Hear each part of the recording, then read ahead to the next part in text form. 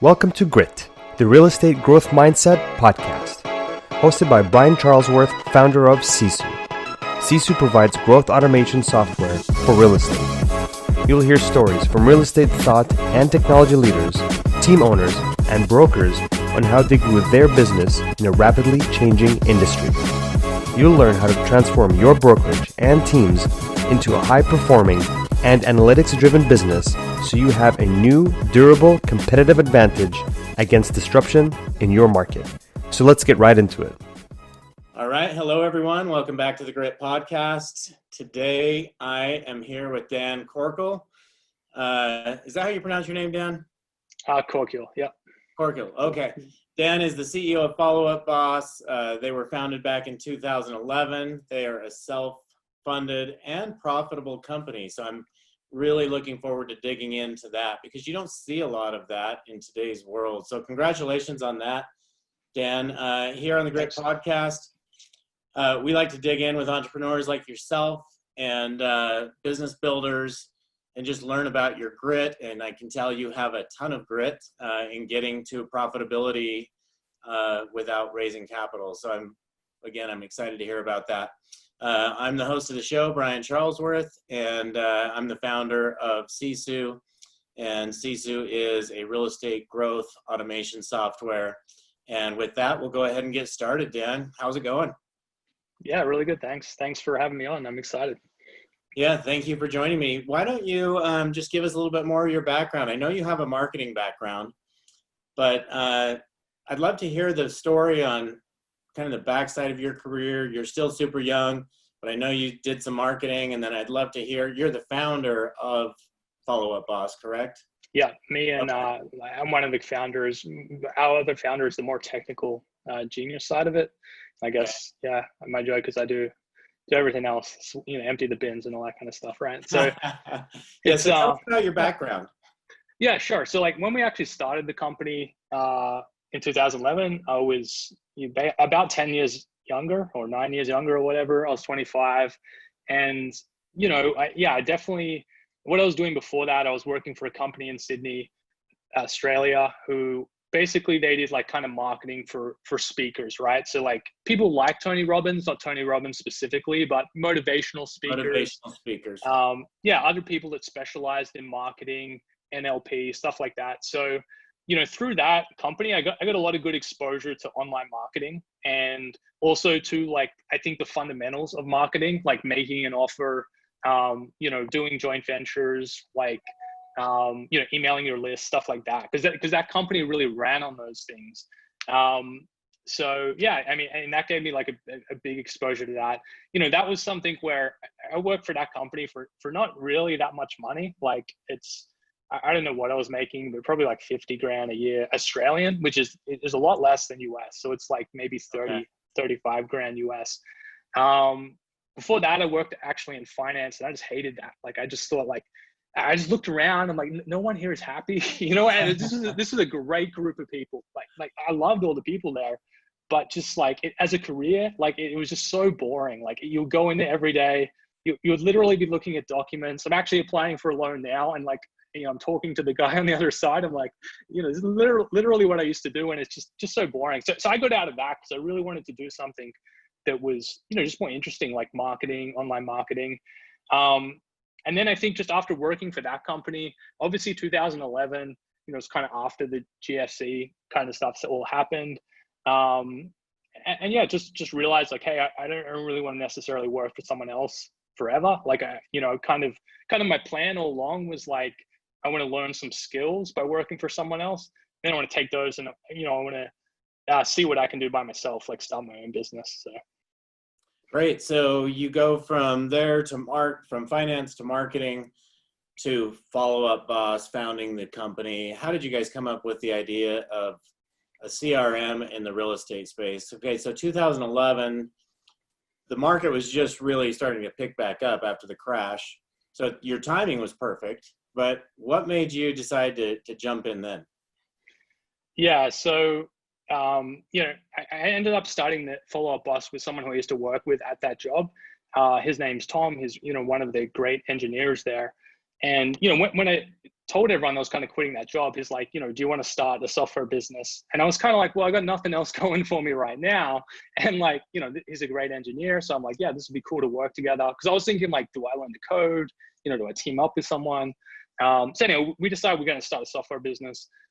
Both of us really had no idea what we were doing. Like we didn't know what industry to target. We didn't know how to get our first customers.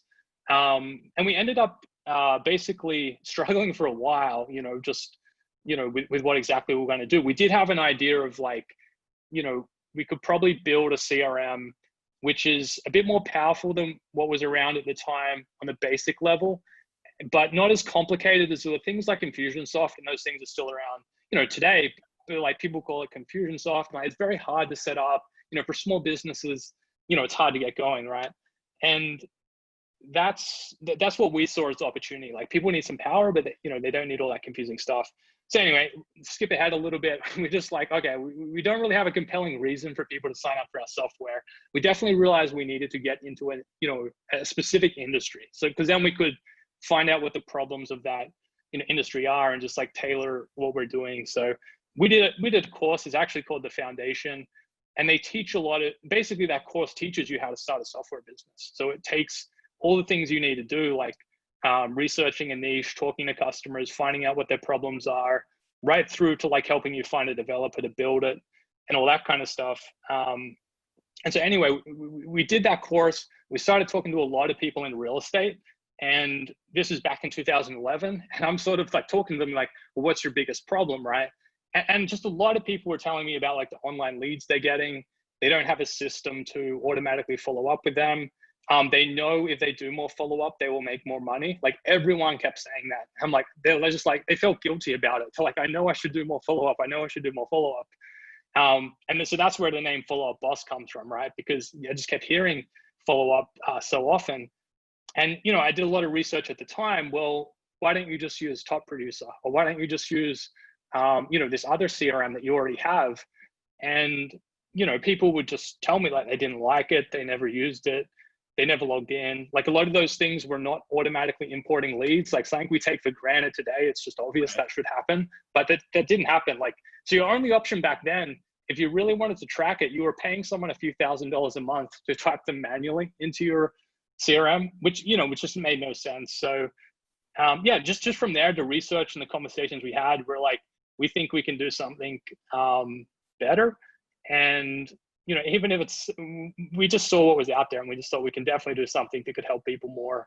So yeah, we got our first few customers, and then they told more people, and really we've just been growing since then. Just keep trying to improve our software to help our customers with sales, essentially. Okay, do you mind if I dig a little deeper into that?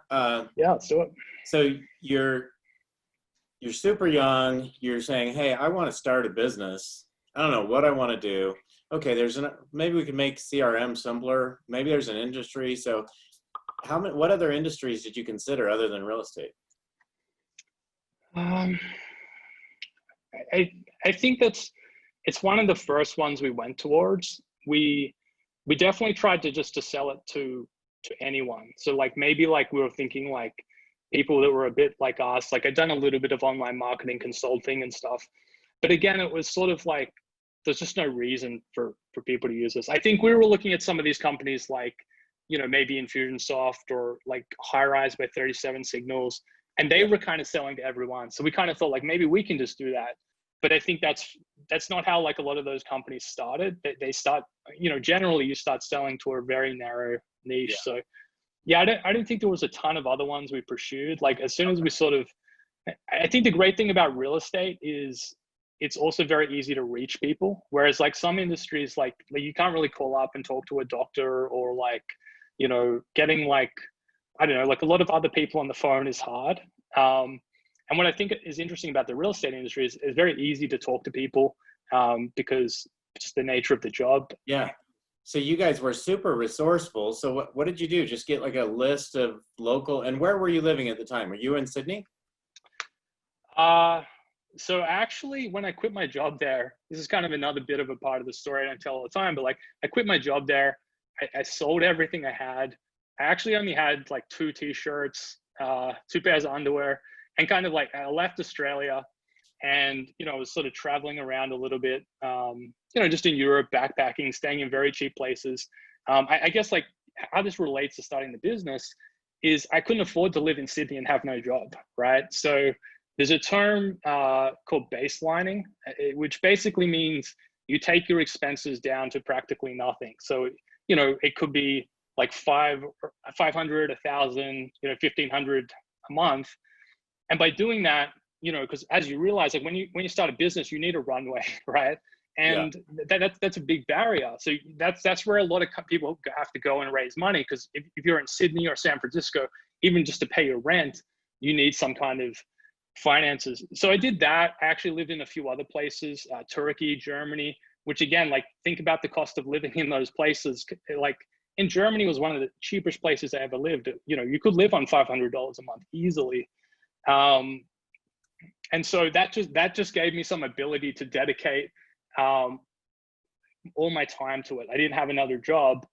And then also the interesting thing I think is like, I also didn't have a lot of social obligations, because like if I was at home, right, there's a lot of birthday parties you've got to go to, a lot of family things.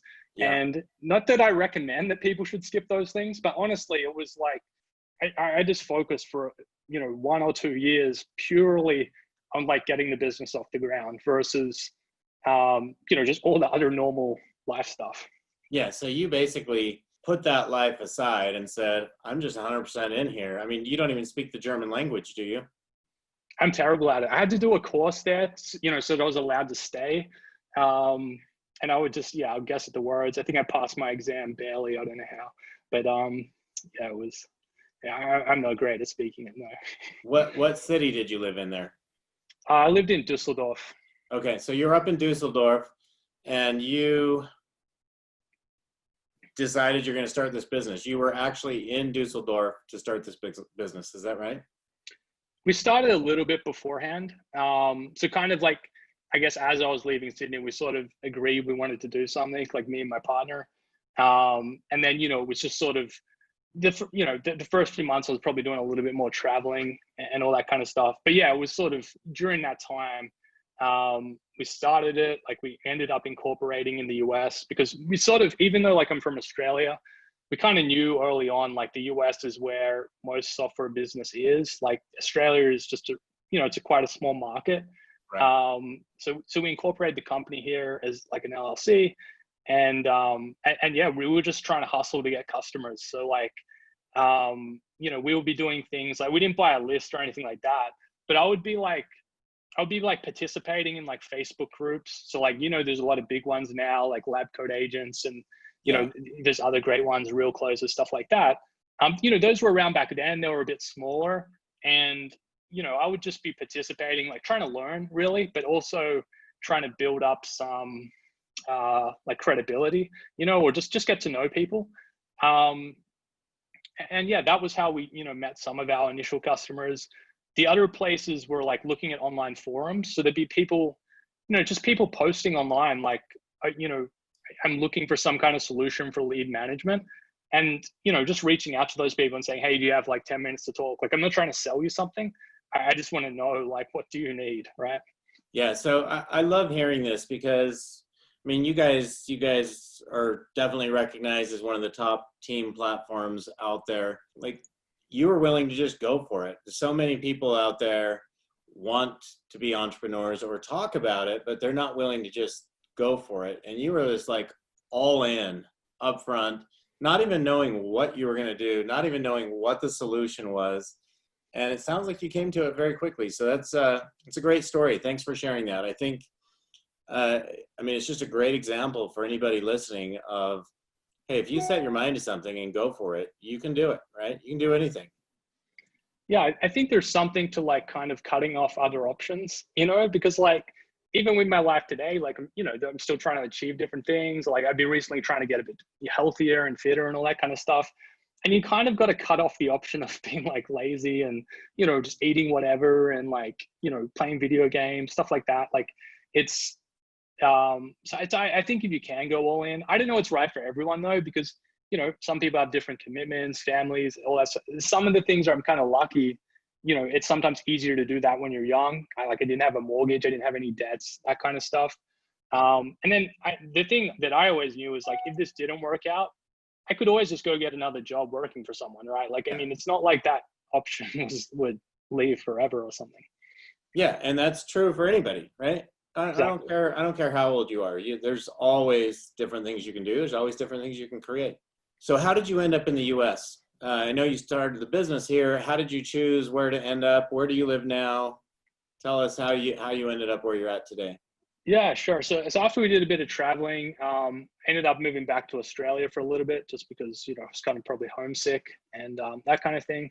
And, all through this time, like 2011, I think I moved to the US full time in 2015. And basically, it just eventually had to move because the time zone is so bad between Australia and the US. It's like literally midnight in Australia when it's like 9 a.m. in New York. And it was just a stressful thing as the business was growing. It's like, be like going to sleep and you're like, oh, I hope nothing goes wrong today, which is just not really sustainable.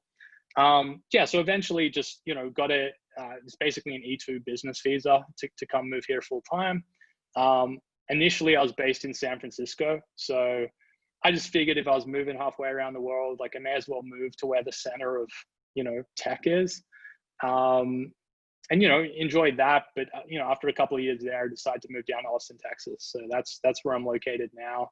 And honestly, I really like it here. Like it's people are pretty laid back, like I think in Australia. And then also it's just the San Francisco real estate market is a bit different to I think a lot of the rest of the country. It's like it's very high price, like just transactions happen differently. And so I think it's nice to be here. There's a bit less of a time zone difference with the East Coast. And then just, there's a lot more real estate teams around. So it's just, I don't know, just a bit easier for the business, I think. I think this is the right place for me. So you went to San Francisco, the Bay Area. Where were you at there? Which city? I lived pretty much in Mission Bay, which is right next to the Giants Stadium. So yeah, kind of like the Soma area. All right, great. And then you moved to Austin, which is also known as being somewhat of a tech community, right? Absolutely. Yeah. So anyway, that's great. So as far as agents go, how did you really start approaching agents? Just being in these groups, you were able to start getting through to agents. How were you getting feedback? How did you get your first sales? And like, where were you priced at as far as a platform back then when you're just starting out? Yeah. Honestly, like participating in the groups, and then sometimes like, relevant threads would come up, right? Like, so like people would ask, what are you doing for CRM? What are you doing for lead follow-up? And again, at the time, there were not a lot of solutions out there, right? Like automated solutions. And so I can't remember the exact question someone asked, but it was something like, what are you guys doing to follow up with your Zillow leads or something like that? And, I had been in the group for a while and I'm just like, would you guys be interested in a solution that did X, X, and X? And it was like, automated email follow-up, automatically send it out to your agents, kind of the things people wanted. And then honestly, there was one of those threads, I probably have it screenshotted somewhere, where like 50 people wrote back, yes, I want this, right? And I think the thing to do then is to, engage those people, like direct message them, ask them to direct message you, and then get on a phone call with them. Because again, my sort of like thing at this point was not really trying to sell them. I just wanted to understand what is the solution that you guys need. So I make sure that that's what we're building, because then if we're building the thing you want, then you're naturally going to want to buy it. In terms of pricing, like it wasn't like dramatically different from where we're priced now. We've been through a few different pricing changes and stuff like that. But I think for a team of like 10 agents, it was like, $300 a month. For a solo agent, it might have been like $49 a month at the start. I can't really remember, but like it's not that different to how we're priced now. Okay. This is very interesting to me. It's just fun to see how you just evolved. How long did it take before that first customer came in? So you started it in 2011. When did your first customer actually come in? Yeah, I think it wasn't super quick. So it was like, because remember, we didn't really know what we were doing for the first 6 months. Like we didn't know what industry we were targeting. I think after 6 months, that's when we thought like pretty much, let's look at real estate. And then it was still another 6 months really before we got someone to pay. A little bit before that, we had people on the system that were, I think, happy, so it was like I hadn't asked them to pay yet, but I kind of could see that things were going well, and they probably would want to pay eventually. Mhm. So it took almost a year from start to get that first paying customer, which I think, again, is that can be a pretty big gap, right? You've got no revenue coming in for a year. But I definitely think with software, you probably do need to give it 12 months. I mean, some other people talk about that. If you think you're just going to solve it all in a month or two, I don't know, if you've done it a few times before, maybe it's easier. But yeah, I really do think you have to give it that time. So.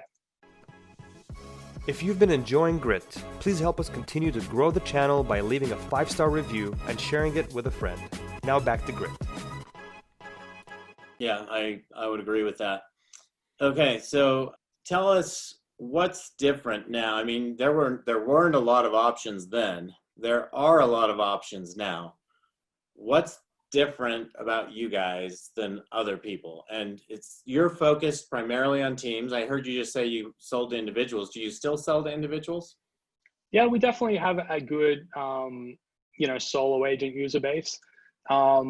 With teams, it's a little bit funny, because that trend has really taken off over the last 10 years, right? Mm-hmm. And that wasn't genius planning on our part. It was just more ignorance, because you're coming from Australia, real estate works very different there.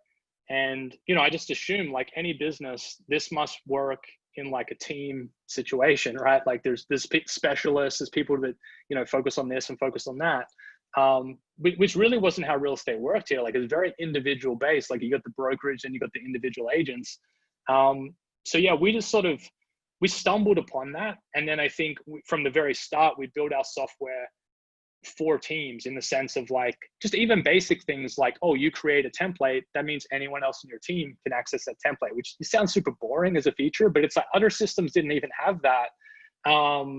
Which, again, allowed us to, I guess, be this premium team solution. And then other things like lead routing, just things like that. That was the kind of things that people literally before were just sitting there, on their phone, watching a movie with their wife. Lead comes in and they're have to forward it to their agent, and then they go into me I don't know what happens after that. And I'm yeah, this is pretty bad, so it's, yeah, that's what we were replacing for a lot of people. Yeah, now there's a lot of CRMs. And I think where we're different is we decided to focus on the sales solution, on the follow-up piece.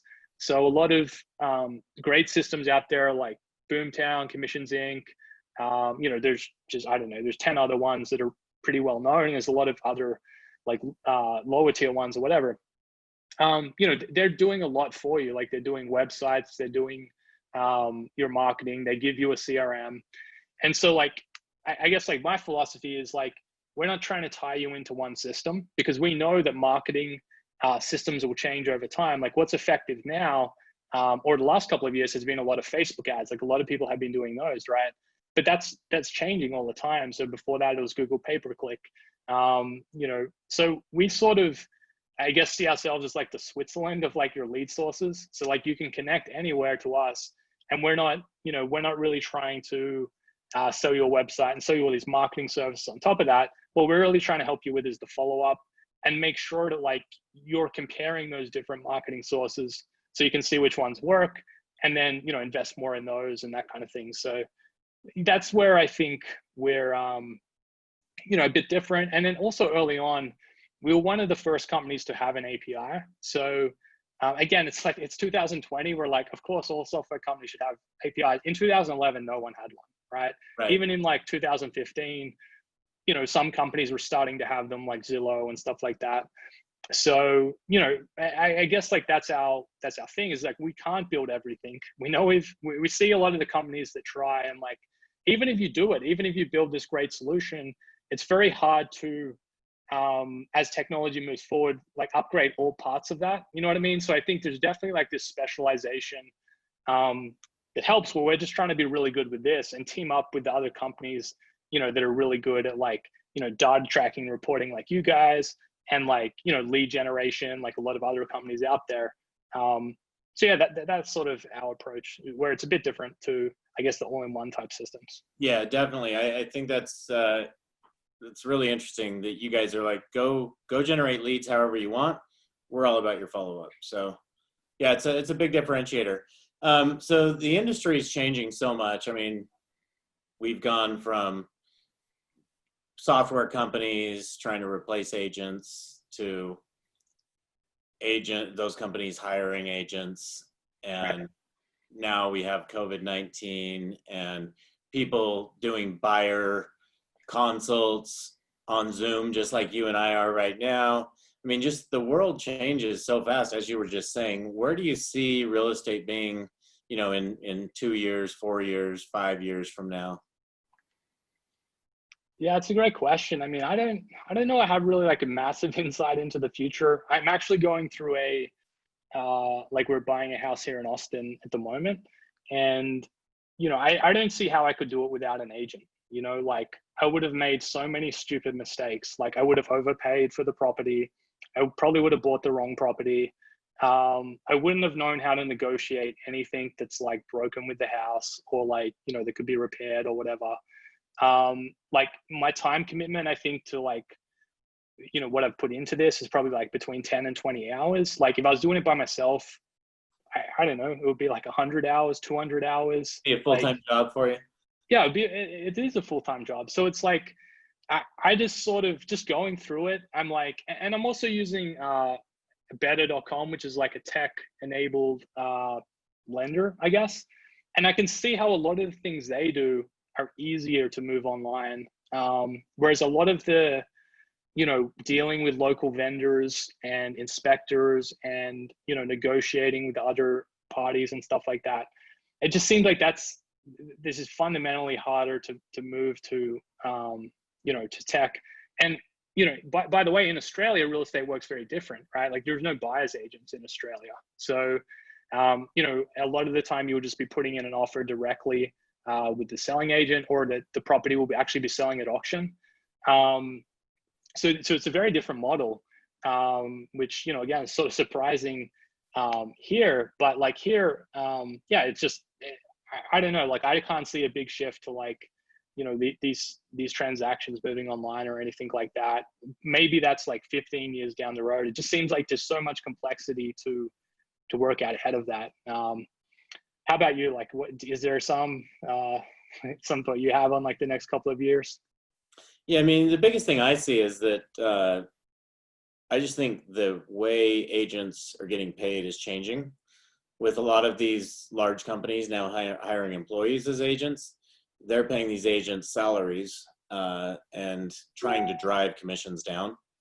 And so, I think commissions may be impacted. That's probably the biggest thing I see possibly changing over the next few years. So that being said, Dan, what is your focus as a business? I mean, where do you see your business being in 3 to 5 years?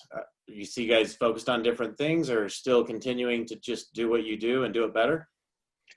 Yeah, there's definitely a big element of just trying to, do what we're doing better. I think on the software side, that's really what we're trying to do.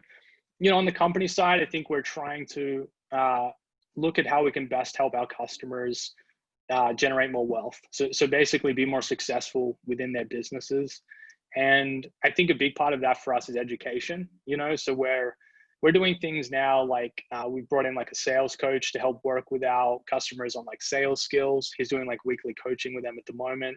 Because I think there's, we've got a lot of great technology, but a lot of the things teams struggle with is not just the technology piece. It's like training their agents. It's, things like leadership, marketing, like all these things just go into making a successful business or team. So that's where I think we're trying to really up our education game, bring in experts where we're not the experts, and just provide more of that as a resource to our customers.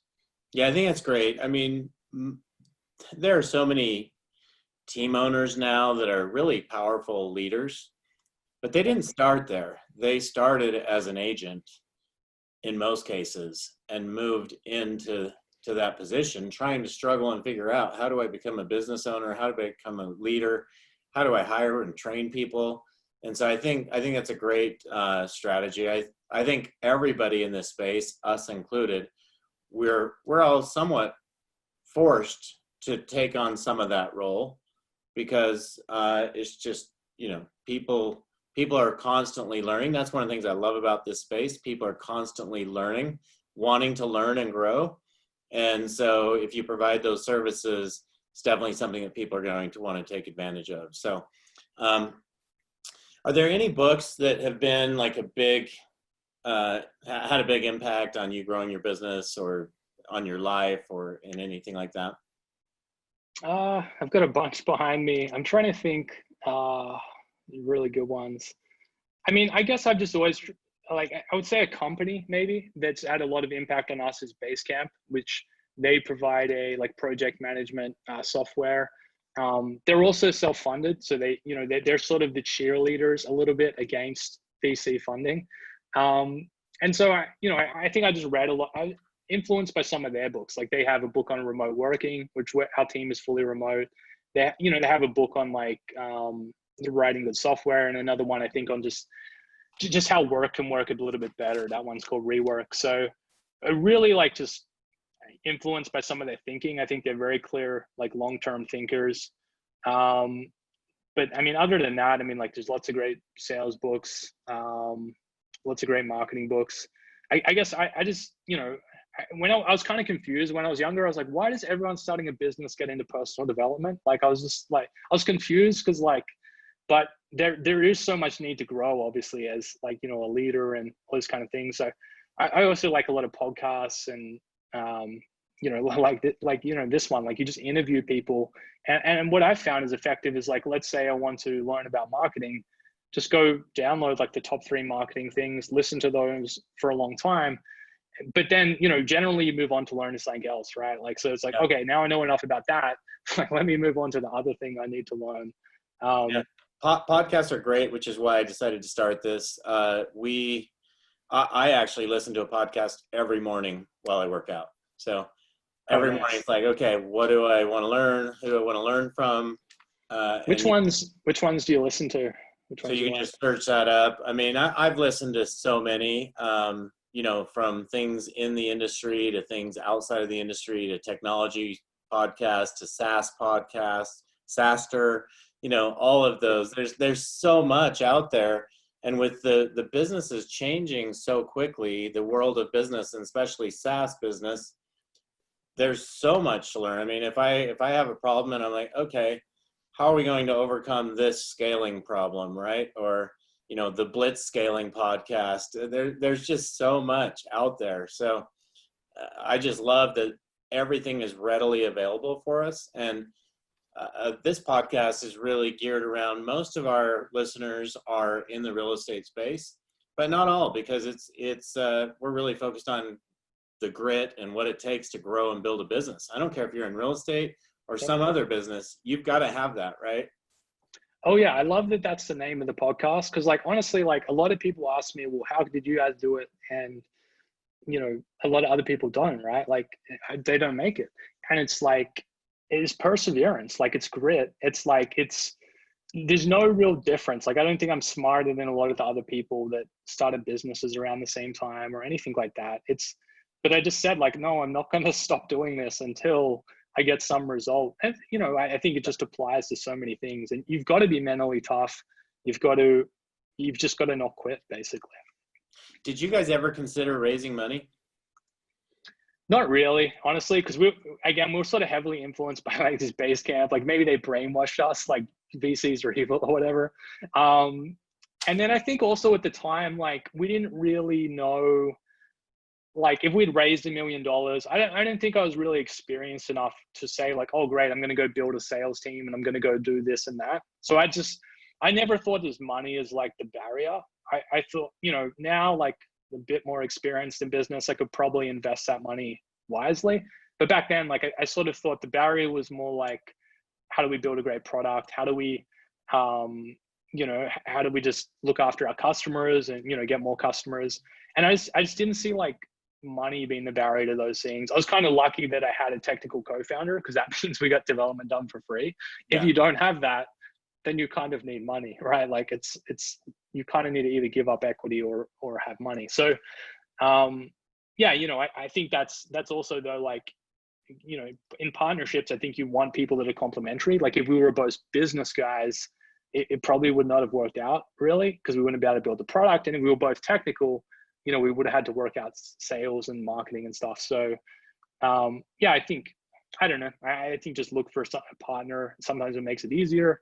Obviously there's some trade-offs there, because like, you know, it kind of has to work out. A lot of partnerships don't, but you know, it worked out well for us.